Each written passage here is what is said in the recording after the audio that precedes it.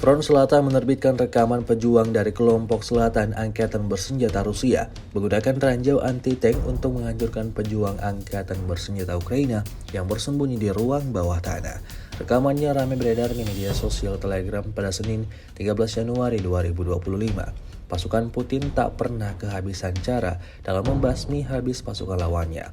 Mulai dari meluncurkan dengan rudal, menghantam posisi musuh dengan drone, hingga pada memasang ranjau di titik pertahanan musuhnya.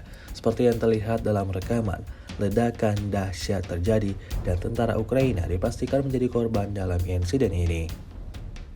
Hingga video ini beredar, beragam respon diberikan warganet.